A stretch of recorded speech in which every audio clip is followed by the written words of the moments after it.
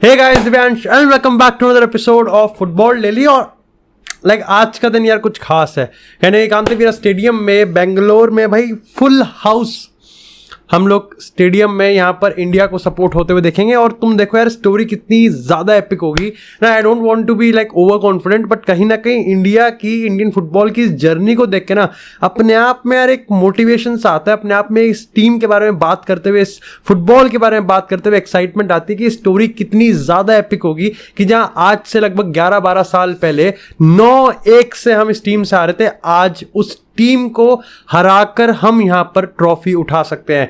ये मेरे लिए नहीं, ये तुम्हारे लिए नहीं, बल्कि ये हर एक बंदे के लिए, हर एक उस लाइक एंटिटी इंडिविजुअल के लिए जो कि अपने आप को इंडियन फुटबॉल से अटैच मानता है, उसके लिए कितना प्राउड मोमेंट होगा।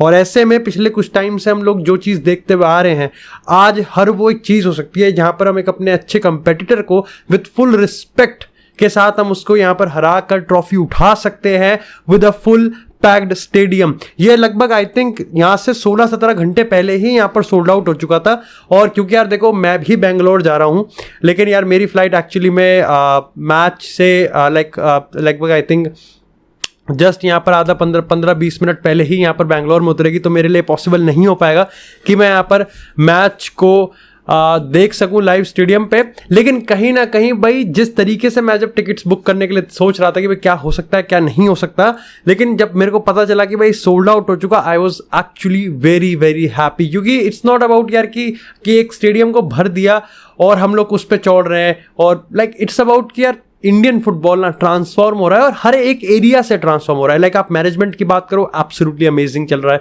अगर हम प्लेयर्स की बात करें, कन्विक्शन है, कमिटमेंट है, यहाँ पर पैशन है, रिजल्ट्स हैं, और सबसे बड़ी चीज़ है कि हमारे पास वो क्वालिटी है। उसके बाद अगर हम यहाँ पर फैंस की बात करें, इंटरेस्ट है, छप रहे हैं हेडलाइंस, बात हो रही है, चर्चा हो रही है, और कहीं ना कहीं ट्रेंड भी यहाँ पर बन रहा है। तो हर एक एरिया से सब लोग मिलकर यहाँ पर कॉन्ट्रीब्यूट करते हैं, और जब वो कॉन्ट्रीब्यूट जो कॉन्ट्रीब्यूशन होता है ना, जब वो कॉन्स्टिट्यूट करता है ना, तो जो वो कॉन्स्टिट्यूट का रिजल्ट एक ट्रॉफी होती है ना भाई, उससे ज्यादा एपिक सेक्सी चीज कुछ यहां पर नहीं होती है। लेकिन आज अगर इस मैच की बात करें, इंडिया वर्सेस कुवैत की, सबसे पहले भाई यहां पर संदेश झिंगन वापस आने वाले हैं, और ऑफ कोर्स सीगोस्ट मैच के जो सस्पेंशन है उसके चलते वो यहां पर बाहर ही बैठेंगे। और जो हमारे असिस्टेंट कोच है वो यहां पर होने वाले हैं। काफी सारी चीजें उन्होंने अपने प्रेस कॉन्फ्रेंस में कही। उन्होंने कहा हमारे पास अगर टाइम है तो हम यहां पर अच्छे से प्रिपेयर कर सकते हैं। और तुम देखो हमने पिछले 24 दिन में लगभग 8 गेम खेले हैं। सेम यहां पर पिछले 20-21 दिन में यहां पर कुवैत ने भी 7 दिन खेले। लेकिन उन्होंने कहा कि हमारे अगर आप फिटनेस की बात करो तो देखो प्लेयर्स को इंजरी कम हुई है, यहां पर प्लेयर्स का पैशन काफी अच्छा है। तो कहीं ना कहीं उन्होंने कहा कि टाइम मिलता है तो हम प्रिपेयर भी करते हैं अपने आप को। और ये एक सीख है ऑल इंडिया फुटबॉल फेडरेशन के और हमारे इंडियन फुटबॉल सिस्टम के कैलेंडर की, जो कि बहुत ज़्यादा चीज़ें चेंज हो रही हैं। इस पे अलग से एक डेडिकेटेड वीडियो बनानी पड़ेगी कि भाई किस तरीके से आगे चीज़ों को लेके जाना है, कि जिस तरीके से हमारी नेशनल टीम फुटबॉल यहाँ पर अच्छी तरीके से फोकस कर पाए। यहां पर अगर हम कुवैत की बात करें, इंडिया की बात करें, दोनों ने अपने सेमीफाइनल 120 मिनट खेले, जो कि बहुत टायरिंग हो सकते हैं। और इंडिया का वेदर तुमको पता है कि इतना ज़्यादा कन्विक्शन होता नहीं है, कन्विंसिंग होता नहीं है। पर्सनली अगर हम यहाँ पर पर्सनल लाइक हेल्थ की बात करें, जिस तरीके की गर्मी रहती है, जिस तरीके की वहाँ पे ह्यूमिडिटी रहती है, लेकिन ऐसे में उन्होंने चीज़ कहा कि अगर हम यहाँ पर इंडिया की बात करें तो इंडिया को अपने पे पूरा कॉन्फिडेंस होना चाहिए। अगेन ओवर कॉन्फिडेंट नहीं, पूरा रिस्पेक्ट है ओपोनेंट को लेके। लेकिन जिस तरीके से हमने कुवैत के साथ 1-1 ड्रॉ खेला था, मेजॉरिटी ऑफ द गेम को हमने यहाँ पर डोमिनेट किया था। उनकी जो डिफेंस है, जिसने बांग्लादेश के अगेंस्ट भी काफ़ी सारे शॉट्स यहाँ पर खाए थे, इवेंचुअली बच गए वो, लेकिन इंडिया के अगेंस्ट भी वहां पर वो बचते हुए ही आ रहे थे। तो जो डिफेंस है वो तो लीक ही रहेगा कुवैत का। और ये वो खुद भी मानते हैं कुवैत का, अगर हम यहाँ पर मैनेजमेंट किया या फिर अगर उनकी स्ट्रैटेजी की बात करें, तो वो ये भी मानते हैं कि कुवैत का जो सबसे बड़ा हथियार है वो उनका फॉरवर्ड लाइन है। वहीं अगर इंडिया की बात करें तो उनका प्रिसीजन है, क्योंकि जहां कुवैत इस चीज पे बहुत ही ज्यादा एम्फसाइज करेगी कि उनका फॉरवर्ड एटलीस्ट इतने गोल स्कोर कर पाए जितने बचाएंगे नहीं। मतलब अगर आपने 1 कंसीड किया तो आप कम से कम 2 तो मारो। इंडिया की वहां पर प्रॉब्लम ये होगी कि 2 चीजें हैं। देखो सबसे पहले तो आपको सेट पीसेस पे और भी लीथल होना पड़ेगा, पर्टिकुलरली अगर हम कॉर्नर्स की बात करें, आपको चीजें वहां पर संभालनी पड़ेंगी। इसी के साथ आपके जो प्रिसीजन से मेरा मतलब है कि आप जब नंबर ऑफ चीजें आप करते हो, उसमें से कितनी चीजें एक्चुअली यहां पर चीजें बन रही हैं। Like see, Sunil Chhetri is banging, like भाई लगा पड़ा यार, वो मजे दे भाई। He is actually defying all odds.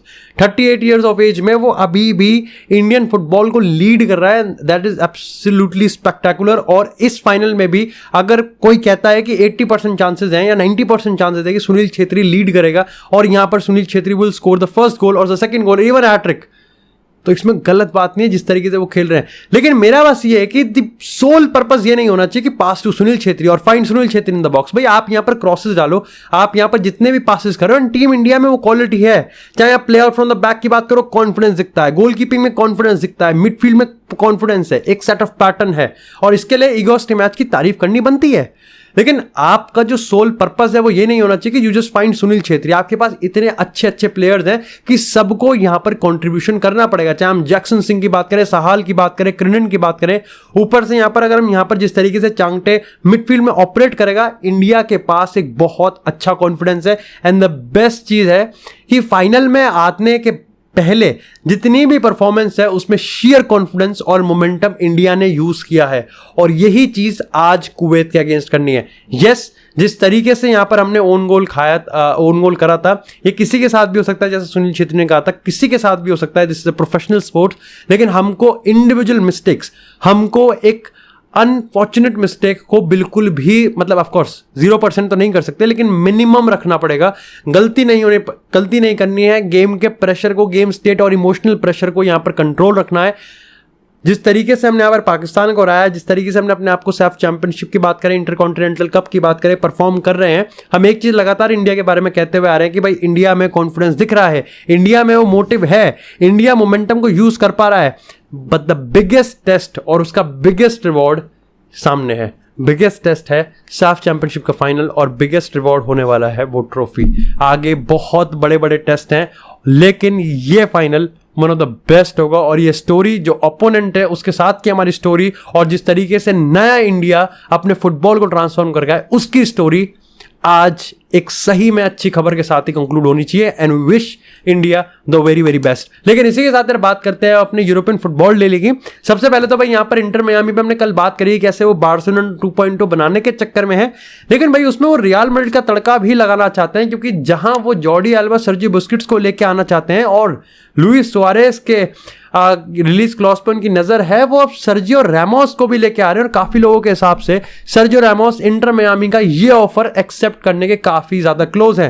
Again तुमको पता है कि सर्जियो रैमोस के पास यूरोपियन क्लब का कोई ऑफर है नहीं है एज ऑफ नाउ। ऐसे में उनके पास सऊदी के 1-2 ऑफर है, लेकिन इंटर मियामी यहाँ पर काफी अच्छा ऑफर उनको दे सकते हो। तुमको पता है अगर हम अमेरिकन लाइफस्टाइल की बात करें तो काफ़ी ज़्यादा अट्रैक्टिव लोगों को लगती है वहाँ का जो लाइफस्टाइल है, वहाँ की जो चीज़ें हैं। और अभी तो खैर MLS की बात करें तो मेसी को साइन करने के बाद उनके जो पैसे खर्च करने की पावर है वो भी काफ़ी ज़्यादा बढ़ गई है। तो ऐसे में यहाँ पर सर्जियो रैमोस काफ़ी अच्छा डिसीजन मानते हैं कि अगर वो यहाँ पर इंटर मियामी को ज्वाइन करते हैं। देखते हैं भाई, इंटर मियामी कहते कहते बहुत कुछ कर जाएगी। अगर Jordi alba, Sergio Busquets, Sergio Ramos और लुइस सुआरेज और लियोनेल मेसी एक ही टीम में खेलेंगे तो MLS तो हर गेम में 50 मिनट के बाद फॉरफिट ही कर देगी कि भाई ठीक है हमारा हो गया, ठीक है, या तो रीस्टार्ट करवाओ या फिर हम तो गेम छोड़ के जा रहे हैं। इसी के साथ बात करें एक छोटी सी अपडेट की, तो भाई यहाँ पर तुमको पता है वाल्वर्दे और आई थिंक एलेक्स बेना का एक केस हुआ था, जहाँ पर भाई एलेक्स बेना ने वाल्वर्दे के अनबॉर्न चाइल्ड के ऊपर एक काफ़ी एब्सर्ड कमेंट किया था। एंड ये सब एलिगेशन है, नथिंग इज प्रूव्ड। उसके बाद यहाँ पर वाल्वर्दे ने पार्किंग में जाके भाई के 2 गुत मार दिए थे, और इस गुत्थम गुथाई को जब यहाँ पर कोर्ट में लाया गया तो अब यहाँ पर कोर्ट का रूल आ गया और कोर्ट ने केस को बाहर फेंक दिया है। अगेन 2 चीजें हैं, कोर्ट ने केस को बाहर फेंक दिया है। इसके पीछे के बहुत सारे रीजंस है कि भाई एलेक्स बेना ने जो कहा था वो कैमरे में नहीं दिख रहा है, जो वो बोल रहा है और जो हमें दिख रहा है उसमें बहुत मिसमैच है। बट हम लोग इस चीज में नहीं जाएंगे क्योंकि हम जज नहीं है। यहाँ पर जो इंपॉर्टेंट चीज है वो अभी भी ये है कि कोर्ट ने ये कहा है कि भाई जो स्पोर्टिंग कमेटी है वो बैन कर दे, और ऐसे में बैन अभी भी लटका हुआ है 4-5 गेम का, जो कि जब नया सीजन स्टार्ट होगा तो उसका होगा। ऐसे में रियल मैड्रिड को एक केस बाहर फेंकने से ये मोटिवेशन मिल गई कि अगर ये पूरा का पूरा बैन पूरा निपटता नहीं है तो एटलीस्ट ये तो हो सकता है कि इसको कम करवा सकते हैं। अपील कर सकती है रियल मैड्रिड और शायद से वो करेगी भी। ऐसे में यहाँ पर अगर बात करें एक और अपडेट की रियल मैड्रिड से, तो वो आती है कि भाई एज ऑफ नाउ चुआमेनी को लेके बहुत सिस्टम उड़ा रहा है, क्योंकि देखो रियल मैड्रिड के पास डेप्थ तो ज्यादा है नहीं, एक आधी जगह डेप्थ है और वो मिडफील्ड है, और मिडफील्ड में भी इतनी कड़क की डेप्थ है कि बस क्या बताएं। ऐसे में यहाँ पर चुआमेनी को लेकर जहाँ सिस्टम बन रहा था कि भाई लिवरपूल जा सकती है, फिर PSG भी चली जाएगी, फिर यहाँ पर कोई और क्लब आ जाएगा। ऐसे में यहाँ पर आर्सेनल अकॉर्डिंग टू स्पोर्ट्स भाई आर्सेनल ने आई थिंक स्पोर्ट्स या फिर आई थिंक नाम तुमको यहाँ दिख जाएगा, आर्सेनल ने यहाँ पर 90 मिलियन का ऑफर टेबल पे रख दिया है इस आर्टिकल के हिसाब से। अब खैर देखो, मैं ये मान के चलता हूँ कि टेबल शायद से ये जो ऑफर है वो फॉर्मल नहीं होगा, या फिर अभी तक टियर 1 सोर्सेज ने इस चीज़ को कंफर्म नहीं किया, लेकिन अगर अंडरग्राउंड रिपोर्ट्स की बात करें तो शायद से आर्सेनल चुआमेनी को मोइस कैसिडो का एक अच्छा खासा ऑल्टरनेटिव मानती है, और वो मानती है कि भाई डेक्लन राइस और हम यहाँ पर चुआमेनी को एक साथ पेयर अप कर सकते हैं। This could be epic. अब इसके पीछे का आर्टिकल का क्या सेंस बनता है वो हम थोड़ा सा इसको डिबंक करने की कोशिश करते हैं। Tchouameni again competing with Bellingham, Valverde, Camavinga, और अगर लुका मॉड्रिच, टोनी क्रूज की बात करें तो इन सारे के बीच में कहीं ना कहीं चुआमेनी का जो फ्यूचर है वो थोड़ा ब्लीक दिख रहा है। और उसके ऊपर से यहाँ पर अगर हम पिछले कुछ टाइम की बात करें, जब से साइन किया उसने रियल मैड्रिड के लिए, तो वो अभी तक एक मैन ऑफ द मैच या फिर एक show off the show highlight नहीं बन पाया।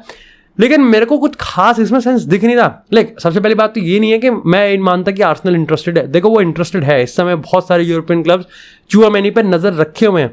लेकिन पहली चीज तो ये है कि इसमें एंसेलोटी को थोड़ा ब्लेम लेना पड़ेगा कि उसने चुआमेनी को सही से यूटिलाइज नहीं किया है। दूसरी चीज ये है कि I think Tchouameni currently real Madrid की मिडफील्ड में ऑपरेट कर रहा है, वो किसी और की मिडफील्ड में, ऐसे एएस रोमा की या फिर डॉर्टमुंड की मिडफील्ड में ऑपरेट नहीं कर रहा है जहां पर वो अपने आप को शाइन करने में फेल हो गया। वो रियल मैड्रिड में one of the best midfield में इस समय है, और ऐसे में उसको थोड़ा टाइम तो लगना है। तीसरी चीज है कि भाई आपने खुद 100 मिलियन खींचे हैं तो आप 90 मिलियन का कैसे एक्सेप्ट करोगे। ऐसे में रियल मैड्रिड को दो चीज लगेंगी भाई, एक तो हमें फायदा भी नहीं हो रहा, या तो ये है कि हमने 100 मिलियन की डील करी और हमको 150 मिलियन का ऑफर मिला, ठीक है कोई बात नहीं, जैसे कासिमिरो में करा था, कोई ज्यादा नहीं, लेकिन ठीक है भाई 50-60 मिलियन मिल रहे हैं, बढ़िया है। वरान 40-50 मिलियन मिले, क्या बुरा है। लेकिन ऐसा कुछ है तो नहीं भाई, उनको कौन सी जरूरत, उनको कौन सा कल के कल लोन है, उनको कौन सा अपना क्लब बेचना पड़ रहा है कि यहाँ पर चुआमेनी उनको यहाँ पर सेल ही करना पड़ेगा। ऐसे में कोई इमरजेंसी लगती नहीं है। तो मेरे को नहीं लगता कि यहाँ पर चुआमेनी को लेके कोई ज़्यादा सीरियस ऑफर है। अगेन इस आर्टिकल ने कहा है कि वो टेबल पे ऑफर आ गया है, but will wait for tier 1 sources. लेकिन इसी के साथ यार बात करते हैं थोड़ी सी पीएसजी की। लुइस एनरिके को अभी ऑफिशियली अनाउंस किया भी नहीं है कि वहाँ की फ्रेंच मीडिया ने ऑलरेडी यहाँ पर चीज़ें पब्लिश करने लगी है, और स्पेनिश मीडिया का भी इसमें थोड़ा हाथ है। उन्होंने कहा कि लुइस एनरिके जिन लोगों को अपने साथ मैनेजमेंट में लेके आना चाहता है, लुइस कैंपोस अलग ही दिशा में चल रहा है।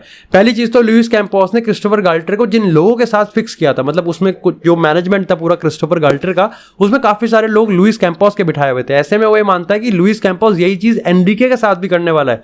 जैसे अगर गोलकीपिंग कोच की बात करें, निकाल दिया, और ऐसे में लुइस एनरिके ये मानता है कि ये सब मेरे साथ नहीं चलेगा, ये सब मैं नहीं कर सकता, मेरे को अपने बंदे चाहिए, मेरे को अपनी सोच के बंदे चाहिए, और लुइस कैंपोस मेरे साथ कोलैबोरेट कर सकता है, लेकिन लुइस कैंपोस मेरे पे कुछ चीज़ इंपोज नहीं कर सकता।